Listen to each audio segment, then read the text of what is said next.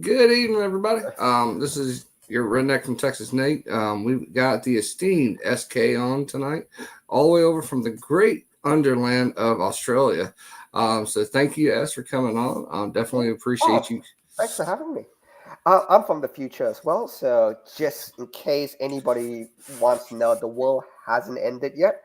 Uh, it's Monday. It's all still ticking along, so don't stress. Got nothing to worry about now. It's So, not the end of the world yet. But look, thank night. you for having me on. And look, I love your collection of man, those toys look absolutely amazing. Yeah, I mean, I've been collecting comics and toys for over 30 years. So there's some old stuff there, but then of course it's always mine were always Macross, growing up, and then of course Transformers were the big ones, which Hmm? and then the Universal monsters and horror. Like I'm a huge horror freak, I always have been. And that's why comics really played a key part into that. When I was growing up, right, reading eerie and creepy and Vampirella, and then learning you know Vampirella, that was just for a bit of context. We were talking about the bad girls of the '90s, and I totally forget Vampirella. You should have just slapped me. You should have gone. I know. I was letting you go. Yeah, I mean, I mean, I remember like when Vampirella was out when Warren magazine was keeping it, right, and then it transitioned to Harris in the '90s, and then she was a big part of that, right. Then you had all the crossovers she did with like Top Cow, with Chaos doing Lady Death, and it's one of the characters that's lived on into other mediums. Now, granted, like I would love to see her come back against Lady Death because I mean, I'm a Lady Death freak. But at the same time, I also understand the constraints of company, right? Like different companies own different IPs, things are different. You can't always do that. But I'd love to see it, or even like Dawn, right? I was talking to Joseph about a month ago, and he was saying there's going to be a new Dawn book coming out. I'm like, dude, we've not had a new Dawn book in years. I, I think that's actually one of the things which I really like about the internet connectivity. The Internet of Things. If you've heard Mm-hmm. that Yep, term. IOE. Uh, so a lot of the past, say, Lady Death, or whatever, they were actually out of production for decades. We're talking literal decades that it's been out. But I feel there's a good resurgence of if people remember these stories, like the Vampirellas, whatever, it can come back. And it's really, really like, I'll just drop the name, Brian Polito. It's really good to see him bring something that he made that he was very proud of, bring it back. And I think, and the good thing is, there is that audience for it. And talking a little bit more about, say, the genre, like, I'll put the key point is, comics are a medium, not a genre. So there are a lot of key things in the medium that are own. Like the one thing I really hate is when people say, "Oh, comic books, that's just a screen, not it's my mock-up screenplay." When someone says that, and I just want Mm-hmm. to go, Yeah, that's the worst thing no. to say. um, Without understanding the medium, like for example, the page turn, every odd Yep. page bottom corner is more important than every even page bottom corner. Why? Because you encourage people to turn the page turn. Panel layouts is very, very different. It's not just a mock-up for your screenplay. I'll just put that out there. And people who understand the medium are able then to make really much better storytelling. Saying that though, I'm really glad to see, especially say with Kickstarter, all these really, really cool stories being brought back. Um, Number one, the Lady Deaths, for example, but also to see stories that probably won't see in a lot of normal press.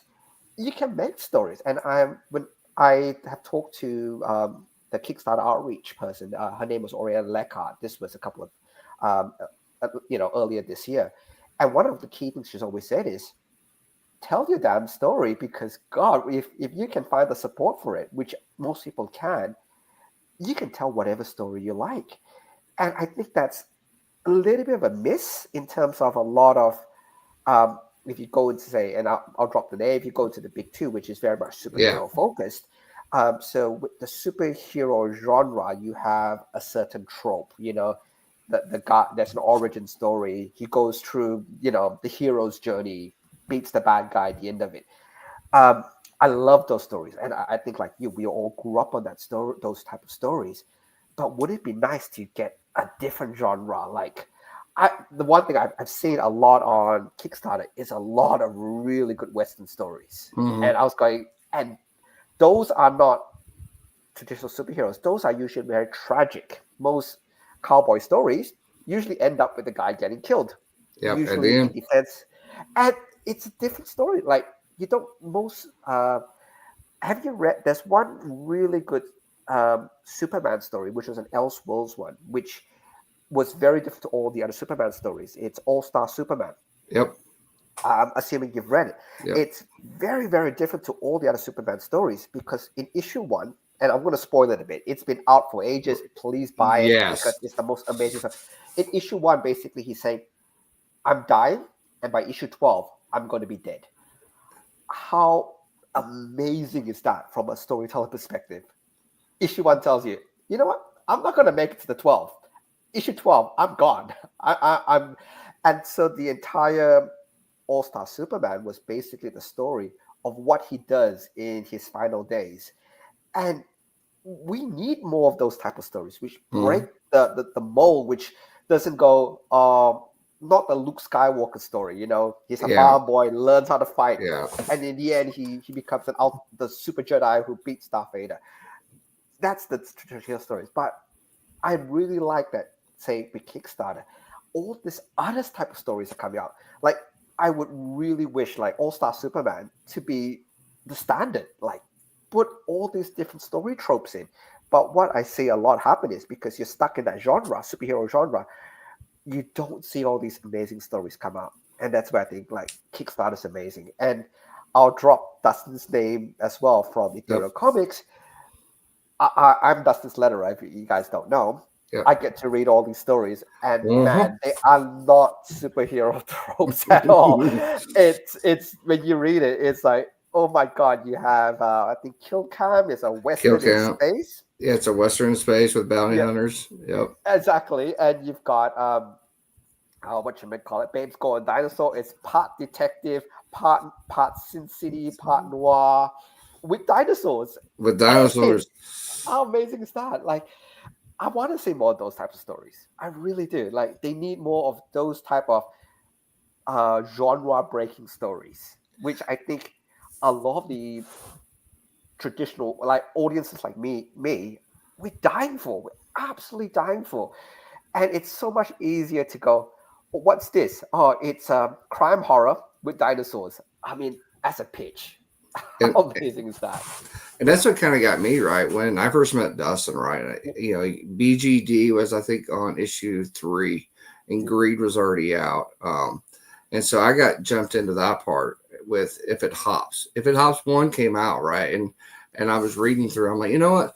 I like the perspective of the book, right? Because it's like, it's you and me in animal form, right? It's like day to day what happens in animal form. I'm like, if you can imagine yourself like as a panda, as a bunny, as a werewolf, right? Or like, those kind of different ones that he has in there. The jackal, of course, but the big thing, right, is like the stories encapsulate you into that world, right? And you're talking about the page turn, which is a key component of every book. Not just comic book, but even books too, right? Novelization, right? If it doesn't keep your attention, you're going to put that book down and you're not going to read it again, right? And so having that and bringing that story into it and keeping you entertained into it makes you like, all right, where's the next issue, right? Now, granted, 2 different things have changed, right? We have Kickstarter today, right? Which means you'll get a book, maybe not every month like you do with the big 2, right? Or even with the bigger, Image or Dynamite. It might be every 2 to 3 months, but that anticipation of that story, that is what hooks you into it, And I get to read a lot of those drafts with Dustin, before it comes over. Lucky. So I get to read a lot of those things before it's even like printed, right? And you even get to see. And there's a lot of things like I just read. What was it? Theater 7-3. I just read the 3rd one, right? And people are going to be on a trip of a ride for this book. and I'm a huge Penny fan, which is going to see like how the story is going to encapsulate it, and that's the nice thing about Ethereal is that they have two labels, right? You have the blue label, you have the red label, right? The House of Laughs that's coming, soon. That's been a phenomenal story. I read that one. Not for the faint of heart, I will say that. Which you as a letterer, for all these books, that's got to be fun for you too, right? For the different labels, the different stories, having to go through it. So I will Oh, say thank you for all that you do for us. oh, look, I absolutely love lettering dust and stuff. And one of the main things with me is one of the perks of being a letterer is I actually get to read the first draft. I get to Mm, read. I'm the first guy to actually read the whole completed book because nobody else. I get to see him see it before Dustin does. Because I send mm, Dust, I compile it usually. I think he might send it into what. I'm gonna give you a peek behind the curtain. What usually happens when you letter, because it takes a while to export all those files out to high res. yeah, You tend to when you finish, just to send a really low res reader copy. This is to pick up spelling mistakes.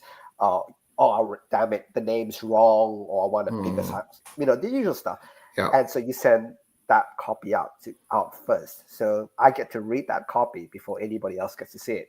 And then I send the copy to Dustin, changes comes back in, and then we send it back out. But I get first dibs, basically. I get the first look at it.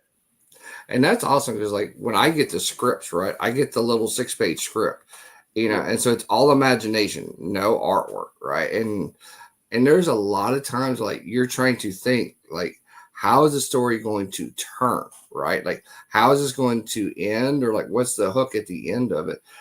And he's always got a good one. He's always got a good hook.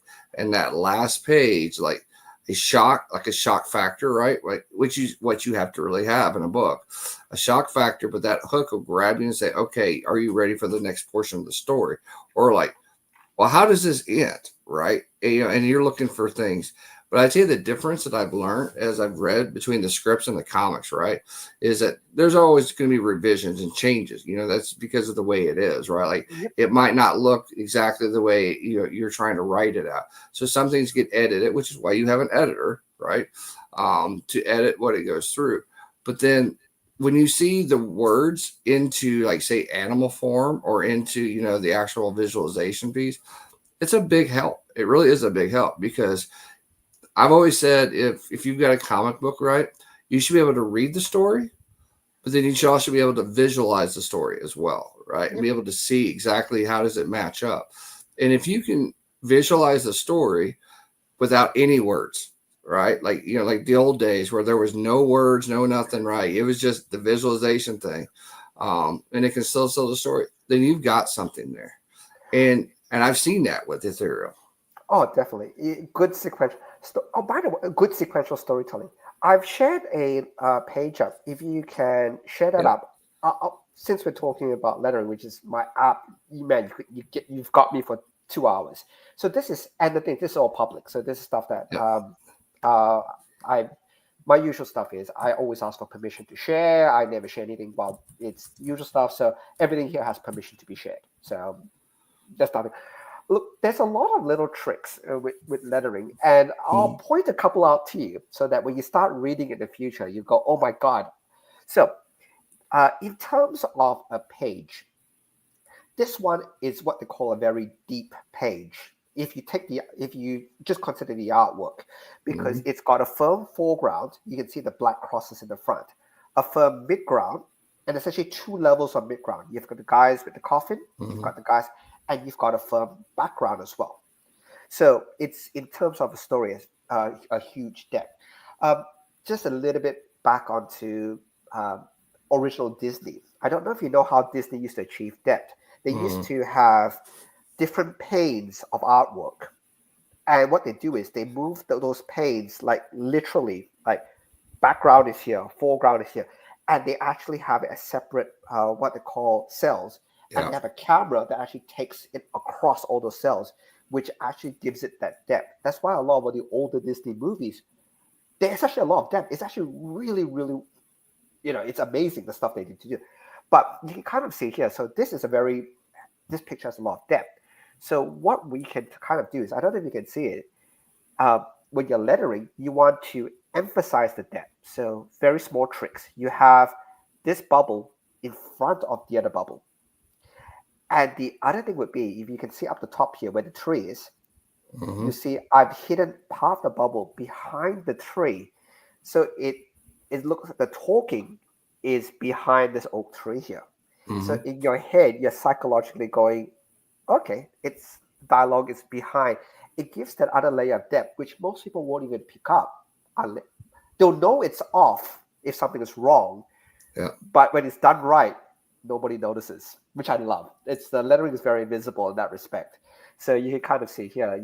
I absolutely love this. I'll show you some other examples. Um, so this one, I don't know if you can kind of see. Uh, The I know it's a bit small, but I'll zoom in a bit. But the one thing I always say with and I noticed this even big two letters are guilty of this, and some, but I understand why they do it, but I disagree with it. They will copy and paste the same SFX multiple times, and you will mm-hmm. notice like there's a bang bang bang or blah blah blah. Yeah. I always hated it when it was a straight copy and paste, and you can tell. What I always do is I although it's the same words, I come in and manipulate each one. So all the three yeses are similar, but they're all slightly different. Yeah. I will promise you that. You shouldn't copy and paste.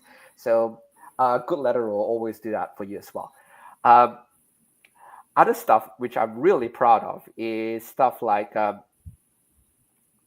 things like this. And this is another job I've been working on. So from a reading order, you're thinking again as a letterer. I'm not an editor. I don't change the text or anything like that. I just do my best to fit it in. So the writer in this regards wanted a conversation to be happening off panel. You can kind of see here. Mm-hmm. If you look at the top line, they are having this conversation through. Who's saying what? What you can do is you can manipulate where the tails go so that even though like if you just look at the panel by itself, you have no idea who's talking. But if you have it in context with the previous panel, you can Mm-hmm. see where the tail is pointing towards. So even if you don't know it for sure, your brain will associate the guy with the yellow hair, he's talking the bottom one. The guy with the mask is talking at the top line. So it's one of those things that if it's done right, nobody notices. You just, your brain associates, that clicks and understand the story. But if I do it wrong, let's say if I move the tails down too low, whatever, your Yeah. brain will automatically disassociate and you're just going, I hate this. I'm not immersed in this anymore. The one thing I noticed too that you did is like a lot of Yeah, old people used to do, right? Is the little dot dot dot at the end, which kind yeah, of tailors it right back to the top. So even if you can't visually see it, you can read it and say, "Oh, this guy goes back to the top." exactly. Okay, so rule one in with lettering is the usual stuff. Is like most things. Understand the rules before you break the rules. You've heard the term. Yep. If you don't understand the rules, don't be breaking them. But if you understand the rules, you understand why you're breaking them. So in panel one, in this panel, I'm actually breaking the rules because and I'm talking Western comics. In Chinese or Japanese comics, you gotta Mm-hmm. remember everything's reversed. But in Western comics, the tradition is to get it from because you read left to right, which means the don't go in there balloon is in the wrong place because Mm-hmm. it should be to her left. Yeah. Because the reason why it should be to her left is that's where the person's eye will naturally draw down towards first. Mm-hmm. Because again, your eye is naturally drawn towards the left before the right. But the reason it's on the right hand side about this is you have a huge contextual clue. I don't know if you can kind of see. Yeah. There is a girl running into the alleyway in the Mm-hmm. top right. Now, if I had placed her word balloon in the top left and have the words there, your eye will not naturally drag towards the top right of the screen. It will drag from the top left straight down to the bottom right. So Mm-hmm. you will miss the person up the top. So if you do it by flipping the dialogue to the right hand side of the page, the don't go in there is breaking the rules, if you will. It's on the right rather than left. Your eye gets dragged up to the top right and then gets dragged down. so you don't miss the contextual clue of the girl running into the alleyway. So it's subtle, but again, if I put it to the left, you would just, as a reader, you would feel something is wrong, and you sometimes don't understand why it's wrong, but you feel that doesn't feel right. The reading feels a bit off. But if you read it this way, the reading is absolutely correct because it drags your eye correctly through the page. And what I also noticed too, right, is in the second page, right, it's a reversed angle of what she's actually doing, right? So you're looking face forward in the left panel. You go to the right panel, she's actually turned around. So where your bubbles are is exactly the same place as it was in the first panel because it's on the left hand side. I'm so happy you noticed that. People don't notice that. Look, it's thank you so much. Like I you don't know how many. I get so excited because in terms of lettering, it's meant to be the invisible art. It's meant to be, if you do it right, nobody knows you're there. It's one of those invisible arts. But the fact that you even notice that why I did certain things makes me so happy. And exactly that. It keeps consistency. It keeps the eye dragging correctly, and it doesn't flip it doesn't into your head. It doesn't flip where she's talking from. Exactly. It's consistently across. Thank you for noticing. I'm really, and then you've got other stuff which I absolutely love. It's like even simple stuff like this. It's easy enough to put the tail here, for example, the tail here across the sword, but just by having it behind the sword, which is, you might imagine there's a guy who's fighting with this, it gives it that whole context about that depth perception. Again, you probably won't even pick it up as a reader. You just go, oh gosh, it feels, the image feels a lot deeper than it should be. It's again one of those really subtle things that you just goes, you know what? It works. And a lot of people don't know why it works until it's explained, which I'm sorry. I'll show you I one enjoy more. it. Then I I'll enjoy stop. these. Okay. So this one is very subtle in the way it works. And I'll explain how it works, and you can kind of see it here. Look, when the writer gave me the script for this one, basically the whole dialogue was in one paragraph. And this is where, if you need, like, a writer needs to trust the artist as well to go, you know what, Mr. Artist, here's the panel count, but if you can think of something better, please go ahead and do what's best. There has to be that trust. Same thing with a letterer. There's a lot of trust in here. But what happens here is, number one, the break of the balloon is important because what it does, it tells how this guy is talking. He says the first balloon. He says the second balloon. But in your head, and from a reading perspective, he wipes his mouth first before he says the last balloon. So it's actually, it's easy enough to put all three balloons into the left-hand side of it, which is the rule. Again, you read left to right, or then left. But by breaking it apart and putting it higher so it's across where he wipes his mouth, your brain will go balloon 1, balloon 2, wipe the mouth, and then balloon 3. And if you read the context of the clues I read the story first, but if you read why that's important, it's a really subtle thing. This is a horror ghost story, by the way, a haunted house story. And he's just basically saying he bought it because the price went down. And it's that subtle, why did the price go down? What's happening? It makes more sense in the story, but by splitting it out, it actually reinforces that this guy's he does, the usual, you buy the haunted house for cheap, that bit of a trope, but you kind of see it. I love it. I love being able to, when the creative team trusts the letterer to be able to make these judgment calls to go, hey, this will make it easier for people to read. Do you find that it's hard to read that, as far as like for me, I used to live in Japan, right? So I was reading right to left, right? And so I got used to that style, right? And then coming back to the States, you're doing left to right. So it's kind of I've learned like two-sided brain, right? It's like you really have to teach yourself how to read things from a mangaka side versus reading it from an American side. And it's hard. And I know. I've been lucky though, because when I was growing up, I was reading both, and so my brains, I can switch my brain left to right a little bit. Mm. Oh, and I promise you, my last example, I'll stop because you got Oh me no, on that you're right. good. Sorry. We got all the Uh, time in the world. you can, when I got the script for this, to just give you a bit of background. Again, everything was in one big dialogue text. Um, but to reinforce the story, it's sometimes very important to be able to split up the dialogue. Imagine if each of these were just this one giant word bubble above his head. It would be next to unreadable. And so a lot of these times, you actually got to pick out key sentences and split them out. Look at the second one: enough killing, enough stalking. It's a subtle break in the way he talks. It's very important, and that's what I think is really key. Like, I'm almost like a dialogue coach. If you in Hmm. films and the movies, Yeah. I'm saying you need, by breaking stuff apart, you enunciate and you make different parts have different weights in terms of the dialogue. And so even though it's a wall of text, there's a lot of text here. And if you read it, geez, I love this dialogue. It's actually really well written. But it makes the reader being able to read it. If there were just three big dumps of text, it takes the immersion out of it.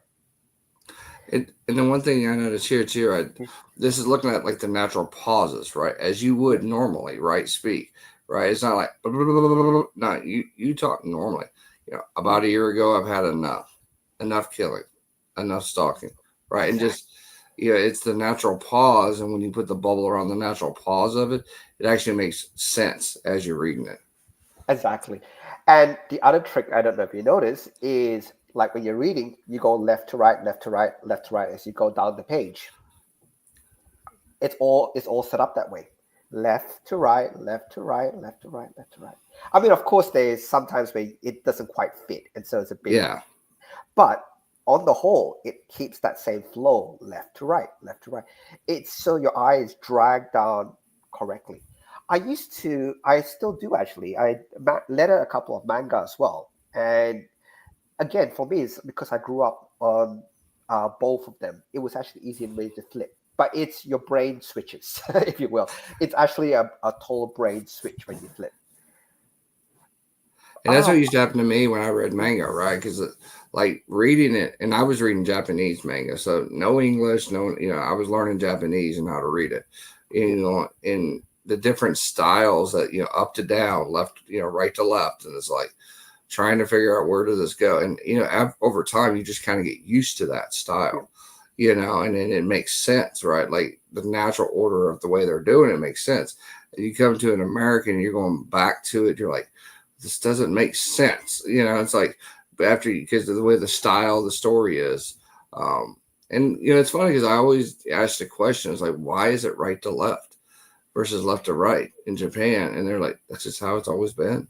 it's, if you think about it from a perspective, it's actually pure fluke either way. It was Yeah. 50-50. If you absolutely think about it, it's somebody decided back then, I'm going to do it this way.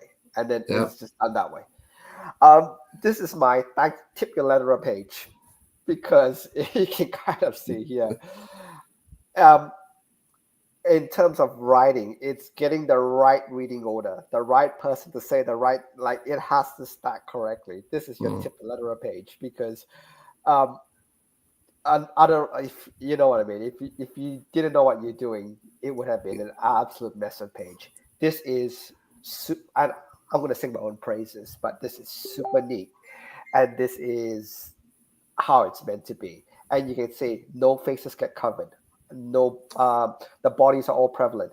And I also need the thank you artist page for thank you for giving me negative space, because Yes. there are some times where the artist gives me no negative space, and I'm going, help me, help me, Obi-Wan, you're my only hope.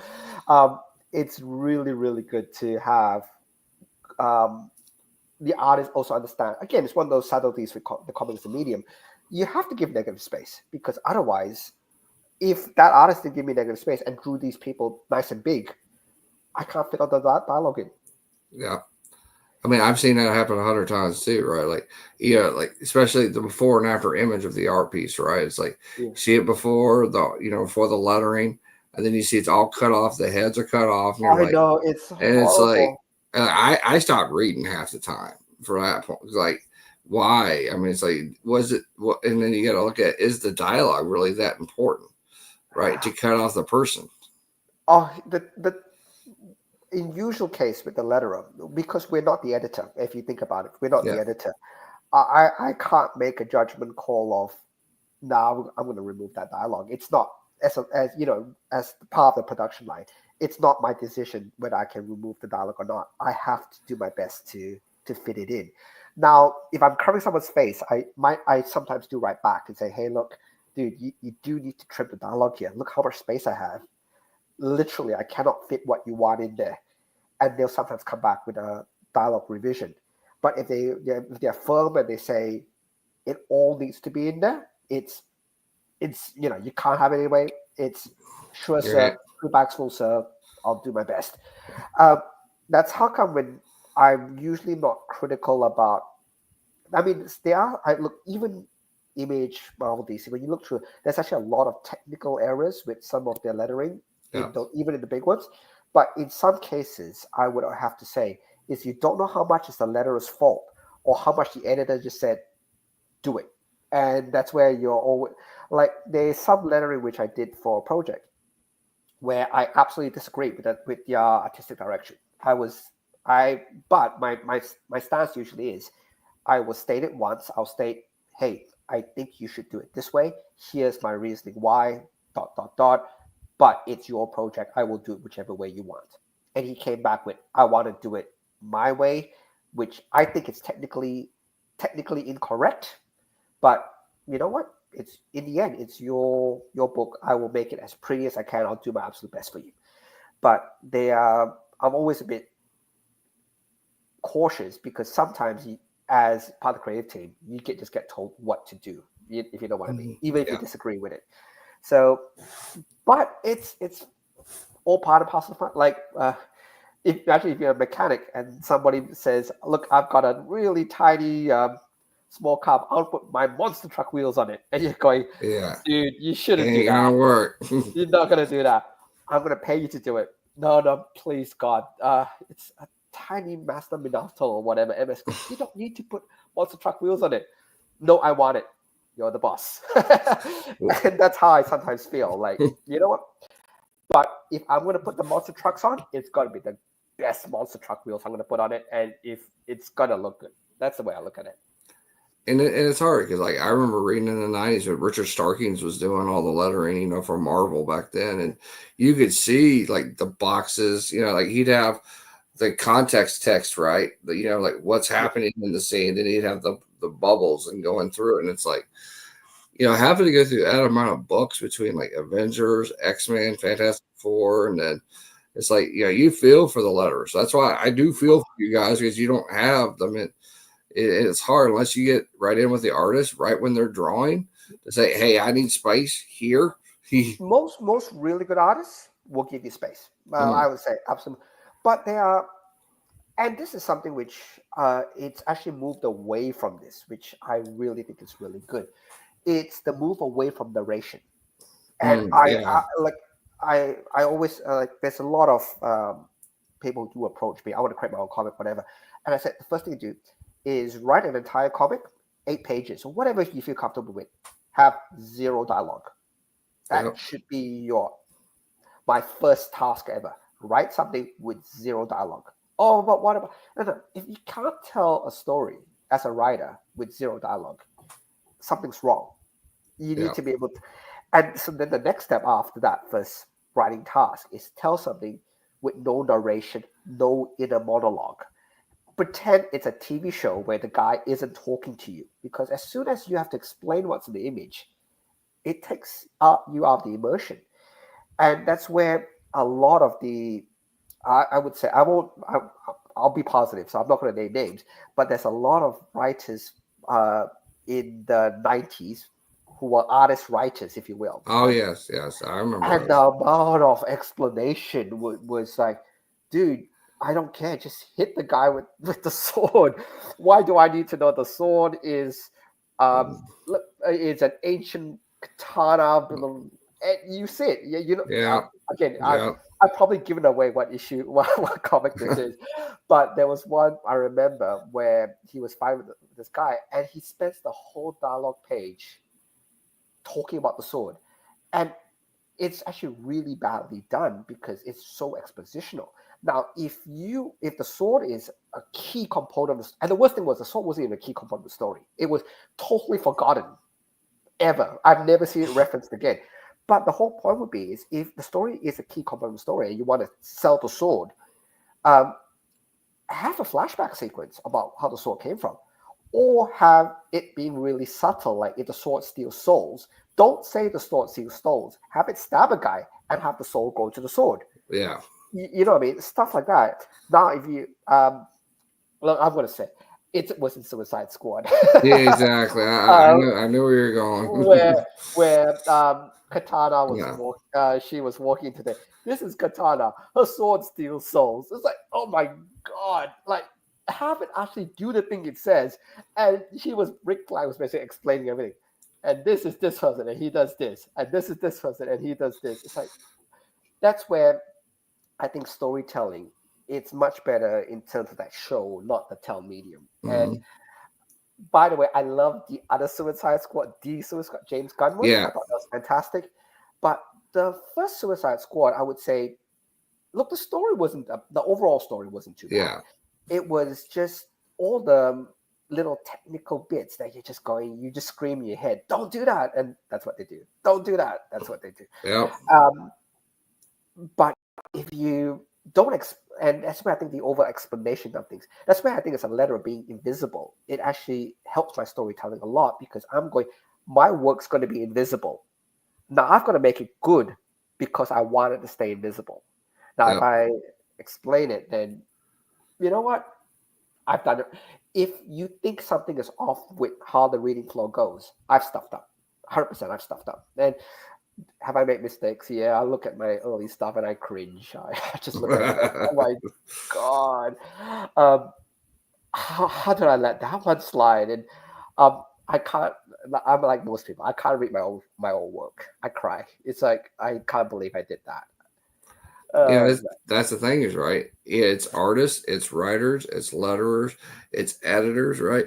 Everybody's our own worst enemy, right? When it I comes to know. comic books, and it's like because you want it to be so good for the customer that's going to have it to read it, be like, all right, they're going to love that book and they're going to come back and buy it. But we're all our own worst critics. But I think the most interesting thing about the whole creating thing is sometimes a story which really resonates with you doesn't resonate with other people, and Yeah, the story which you think has, you know what, it's done, it's over. Some of those stories are the ones which seem to, oh my god, you're talking to me. I really love that one. It's the weirdest thing. You don't, as a storyteller, as a creator, you don't know what's going to hit because you don't know what's going to appeal because something you think has no appeal might have the broadest appeal that you think of, and the absolute reverse. well, and that's kind of happened in the horror genre right now in media. Is like it's had a huge resurgence because of things like Shutter, A24, Yeah, Blumhouse Productions, right? Like they've really brought horror back to the mainstream and the big screen and into TV. But even in comics, it's becoming bigger and bigger again I because love it. you know, I'm a horror junkie. I've watched. My wife hates it, so I watch it. The other type of horror, which there's two types of horrors, which I also like. The other type, which I've been really getting into, is all the absolute true crime horror stuff. mm, Oh my god, some of those mess you up a lot more than the supernatural horror stuff. It's like sometimes the movies you can go, you know what, that's so fake. I yeah, can take my head off. You watch some of the true crime stuff, you just going, somebody did that, yeah. and you just going, that's messed up. I think that affects more people actually, right? Is that it's a real thing that could happen versus just a Or it has slasher happened. Like or it at has some happened. point, Yeah, it actually has happened. Uh, Look, thank you for having me. I've got, like I mentioned, I'm in Australia, so this is I've got some time. I've got to go back to my lunch breaks to finish. Yep. But thank you for the opportunity. I do want to share this one, Yep. which I'm going to share my screen again. I hope I can share this. So, Definitely. so this is the one project I'm on, and I'll run you through a lot of the story behind it, and I'll run you why I'm really excited about this one. So this is look, if you haven't picked up, I'm native Chinese, so my grandma's from China, and this there is, and one of the mythologies which don't seem to get explored all that much is Chinese mythology, and so there has been a couple of movies and stuff in regards to the Chinese mythology of the moon goddess, which is the whole concept about immortality. Mhm. So, but I have a really interesting spin on this story, which I'll explain. So, the original mythology was there were 10 suns in the sky. And what happened was humanity was being scorched to death. It was too hot, people were all dying and stuff like that. So, a master archer called Hao Yi decided, I'm going to save humanity. And he shot with his mighty arrow, he shot down 9 of the suns. But he left Mm. one because, we need at least one sun. So he shot 9 of them down. So the emperor was so happy with him. He says, here's the elixir of immortality. And when he was given the elixir of immortality, he thought, I'm not going to drink it yet. I'm just going to shelve it for the time being. His apprentice wanted immortality. So when Hao Yi went on a trip, he broke into the house to try to get the elixir. His wife, Chang'e, who becomes the moon goddess, defends the elixir from the evil apprentice. The way she saves it, she drinks the elixir herself so that he won't get it. And by doing so, she ascends into the heavens and she becomes the moon goddess to look down upon us Mm. forever.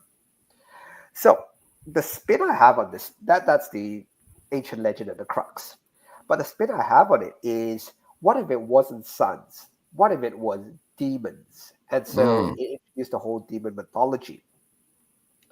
And what if instead of her going to the heavens and staying up there forever, she comes back in the modern age? What if it was like the some of the moon, the elixir, or in this case the moonstone, it kind of transports her into the future, to the modern age. And so that's how the whole story starts. That's the origin story of what happens, but that's the premise of her in the modern age. Um, I will spoil a little bit of story because it does link it all up. The You find out what happens to the evil apprentice and how he makes it to the future as well, and you also find out how the archer also makes it to the future as well. So the whole premise is to get all these three central characters into the future and have them figure it all out in the modern age. The other thing I really like about it is I love all the old kung fu movies, Mm. Jet Li's and Jackie Chan's. So I do have a lot of really good sword fighting and action sequences in there, as much as you can in a comic book format. If it's okay, I'll play the quick video. Yeah, It's only going to be about definitely. 30 seconds, but you'll see Definitely. something here.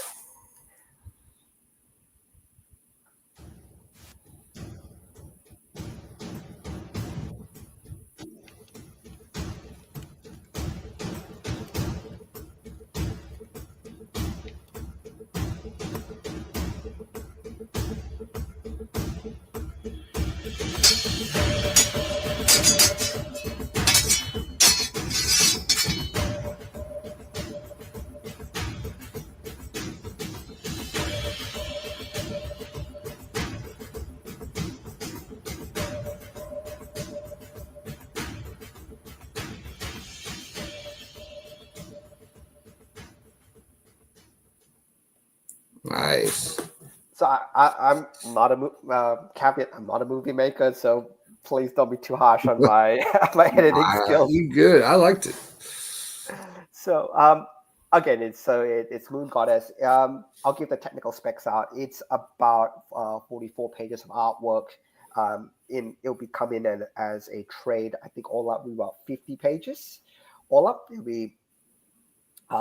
I like to perfect bind things, and I like in the graphic novel format. So that's how I usually do it. Um, mainly because as floppies tend to get damaged, and Yes. so I much Usually. prefer it in a and the GSM card. If you guys know anything about paper quality, it's 250 GSM cardstock, which is a lot thicker, and the internals are 150 internals. If it helps, standard reflex printing paper, so the paper that you just print your little stuff in, is about 80, so it's about double the thickness. Um, I love paper talk, by the I way. do. I It love when I get that. Like even when Dustin sends me his stuff and material, right? It's good quality cardstock, and it's like you and get it, and it doesn't get damaged easily. and again, a lot of comic companies they're going down to the 80 GSM, which I think is way too low, or some of them even drop down to the 50 GSM, which is newspaper quality. And you're going, Mm. dude, look, if people are going to buy it, give them some good paper at least. Um, anyway, so this is the main cover, which I have. There are two variant covers. My printer in Australia actually is able to do foil, so Nice. it's almost like a mirror finish. In terms of this foil, it's a mirror finish foil, so it's very reflective. So um, I actually do engineer the artwork to take advantage of the foil, so you can see where all these bits of shiny orbs are. What happens is that will actually sparkle. So if you shine a light, it will actually reflect through. So we have the variant cover, and again, like I know I was talking to you before about lettering, but as far as it goes, the initial part of the story is a little bit expositional because I have explained to you the story of the ancient legend. In this case, the tour guide is doing the same. She's explaining the ancient legend to a bunch of school kids. So she explained, but beyond that, it then gets almost straight into action. You get the fight scene straight away. Um, you get them how they're going to defeat the final demon. You know, they have to fight through, and she's cliffhanger. How do they meet? You know, and then you have the next sequence of the treacherous Feng trying to steal the moon orb from Chang'e. He's going, you misunderstand. I'm not asking. So it's that, and then you see the deal he makes with the final demon, the 10th demon. So, Mm. without spoiling too much of the story, I won't name, but that's the I really really like this one because as a kid I really like the story, but I like doing your own take on things. Like I think a lot of really good mythology stories are just being missed, and so it was really good to tell a Chinese mythology story, mainly because Norse mythology done to death. I don't want another Oh story about my, Thor and no, Loki. no more Thor and Loki. I mean, that's what kind of drives me nuts. Or like in like living like in Japan and stuff like that, getting to learn the Japanese history, right? Getting to learn Filipino history from my wife, and then learning like Thai and Chinese. That's the kind of thing I want to learn about because it's interesting just to hear like all the backstories, right? And the folklore that comes from those eras. I absolutely. And look, let's not talk about like the other thing would be, and Greek mythology is also done to death. You got Zeus, Yeah. Hercules. Enough stories have been done about those. Um, but you're missing like Roman mythology, Italian, Romulus and Remus. The start of Rome. We need more of those type of stories. Like the other mythology, which I really want to, if I get the chance to talk about, a lot of Nigerian mythology is actually Mm. really interesting because Nigerian mythology is based off almost spirit animals. You're talking about leopards, snakes. So if you were going to have your own twist on Nigerian mythology, is the head priest could be a were snake instead of a werewolf, were snakes, Yeah. were leopards. Oh man, you could take that, and there's a lot of betrayal. A lot of the old mythologies is very human if you think about it. The usual greed, lust, jealousy, um, uh, you know, honor, bravery. It still deals with all those really cool themes, but it casts a really cool skin on top of it. Like I would really love to read a really good Nigerian mythology story about a bunch of were leopards versus a bunch of were. Mhm. Make the were leopards the bad guys. Make the were snakes the good guys. Oh my god, that's tell a story that way.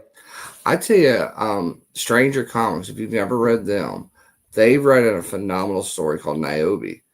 Um, and Mm, it's a fun read. Between like there's like different books. They have like Tales of a Sunda. They've got things like that, and That's it's Sebastian. yep. I can't remember his surname for the life of me, but Yeah, I haven't read it. But the artwork looks amazing. it's done, and Jay Lee does a lot of the artwork for them. Oh wow. Anyway, so my usual stuff is like I always say, when I always encourage, if you were going to support me, if you want a digital copy, I give close to 500 pages of digital comics out always, and you'll get like other stories that you get. You get, of course, the main story, but you'll also get mechanics, sneaky goblins, mythic creatures. You get all these other digital copies. Like for example, this one, Critter, Critters. I think it's like BDI, yeah, 160 pages digital. You get it bundled in with the campaign. So again, if you buy the digital comic, you get close to 500 pages of reading, which you know you can enjoy, and also you get to support the story. So, that's right.